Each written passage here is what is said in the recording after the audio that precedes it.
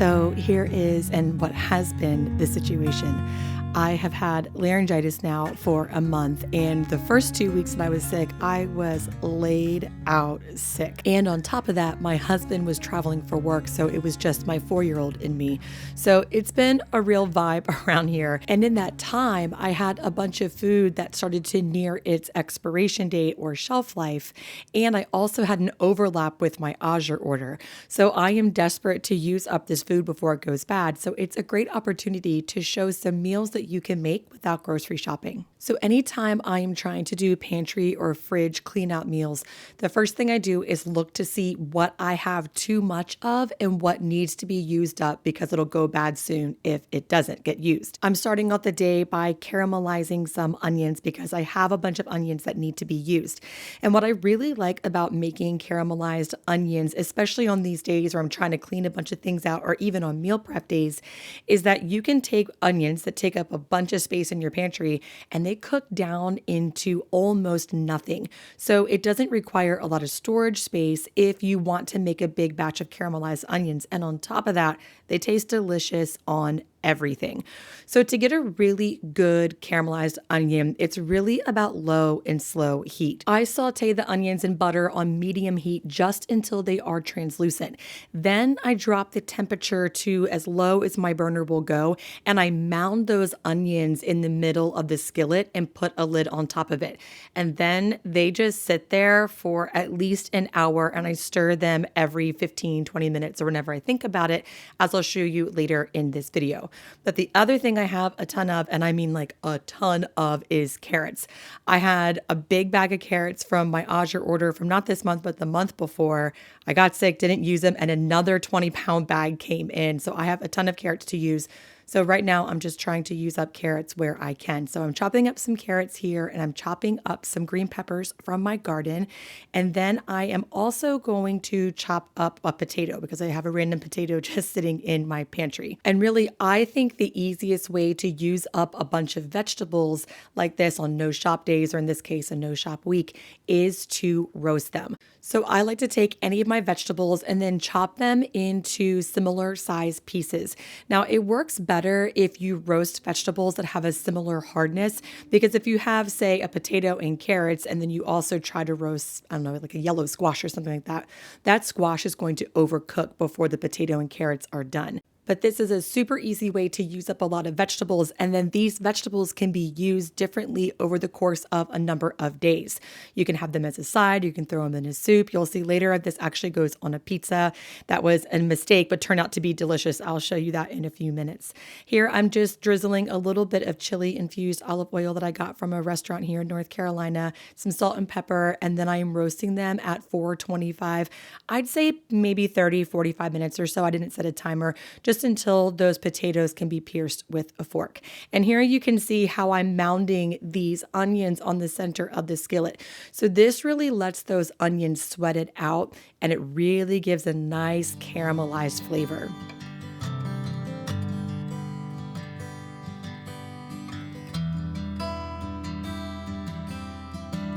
You might be wondering where the actual meal part of this is, but the thing about pantry cleanout meals like this, or no shop meals, is that usually what I do first is make a bunch of parts.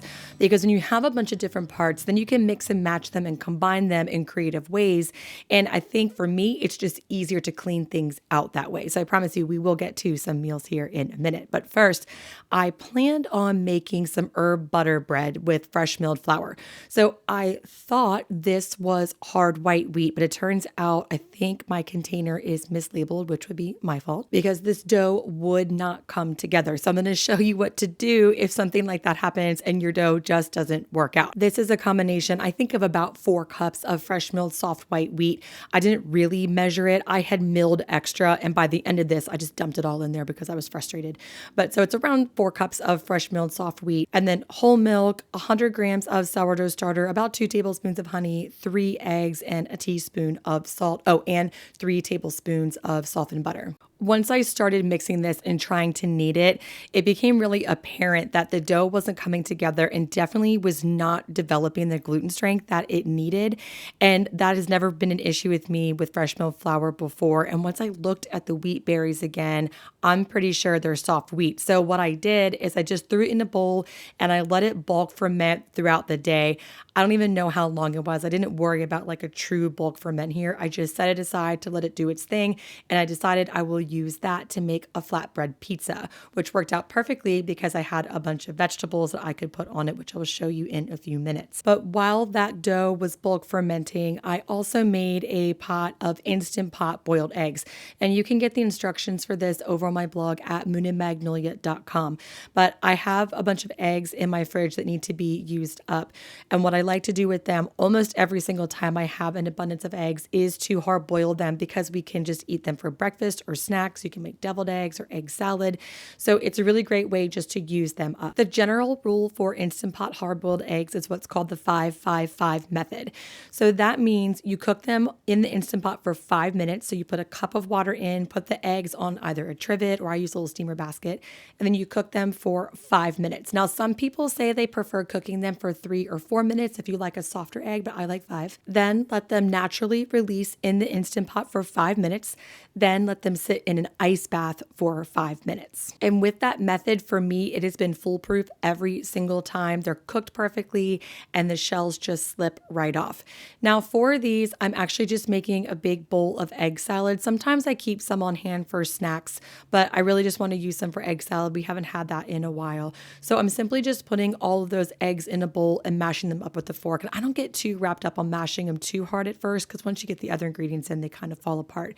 And then I'm adding in a little bit of mayonnaise, some yellow mustard, and relish. And I like those ingredients because it kind of tastes like a deviled egg. Hard-boiled eggs are also really good in potato salad. So if you have a bunch of potatoes, you could also throw some in there.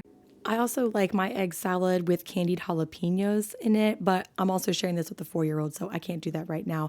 But I do have a candied jalapeno recipe over my blog at moonandmagnolia.com, and they're really good in this egg salad.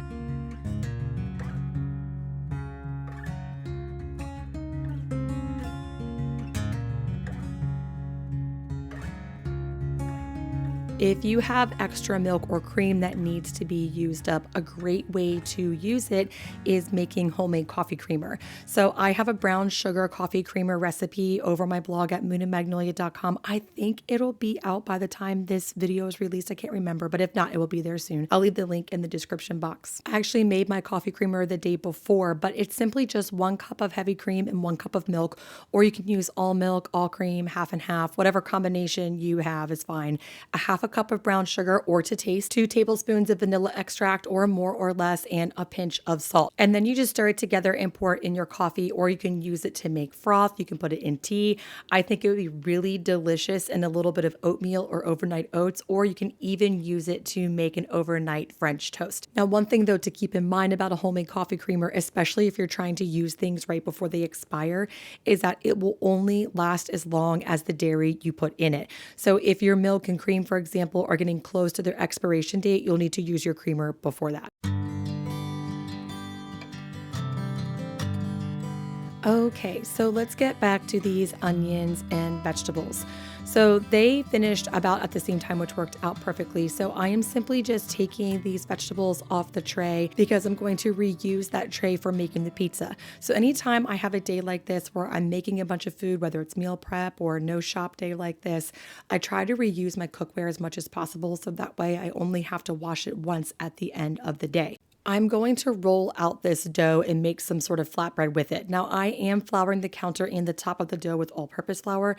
I know I'm using all fresh milled for it, but I'm not really like an all or nothing kind of person, and I did not feel like milling more flour for rolling it out, so it's fine with me to use all-purpose for rolling it out.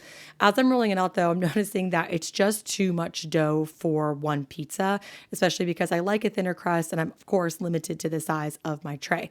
So I rolled it out to the appropriate thinness, and then I slice it in half using a pizza cutter. And then I'm just folding it up a little bit into a rectangle so it's easier to roll into a rectangle. Anytime you're rolling dough, if you can start with the shape you want it to end up as, like in this case, I'm starting with the rectangle so it can be kind of rectangular. It's just easier to maintain the shape if it starts in that shape.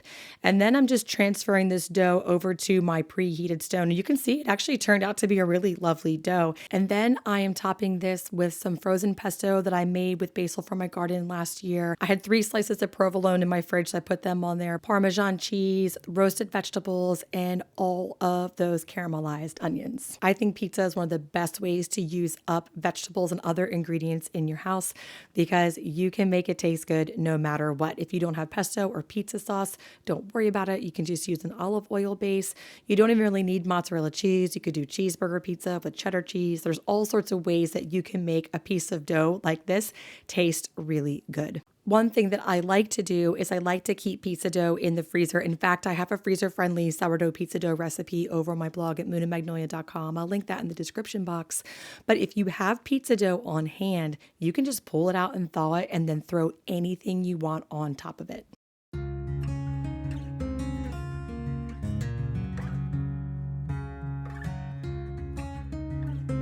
I didn't really know what to expect with this pizza because I had that mishap with the dough, but this was so good. I could not believe it. It's definitely one of the best flatbread pizzas I've ever had. That dough has some honey in it, which makes it just a little bit sweet. And then with those caramelized onions on top, it was delicious. And the potato is a little unexpected, but really good. I've actually had pizza before with potatoes on it, and it was delicious. So I was sure that that was going to be good. But if you're doubting the potato, just have a little faith. I promise it's really delicious.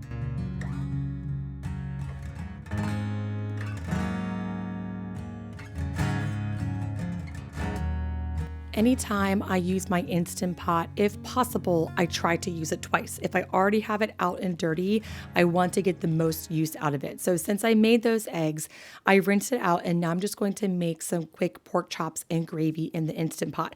And just as a side note, I have a full video about Instant Pot meal prep and how to use your Instant Pot for meal after meal in one day. I'll leave that in the description box below. But here I am just searing some pork chops in the Instant Pot. And then once they are brown on both sides, I'm simply just adding in some really easy ingredients. I'm putting in a cup of water. Anytime you're using your Instant Pot, you need at least a cup of water for it to come to pressure. So a cup of water, you could use broth too. I just didn't feel like opening a can of broth for 1 cup of it. And then some smoked paprika, a little bit of brown sugar, freeze-dried onion powder, and some salt and pepper. I pressure cooked these on high for 7 minutes, but these pork chops are a little thin, and I think next time I'd probably do 5 or 6 minutes. And then I let the pressure naturally release for 10 minutes or so.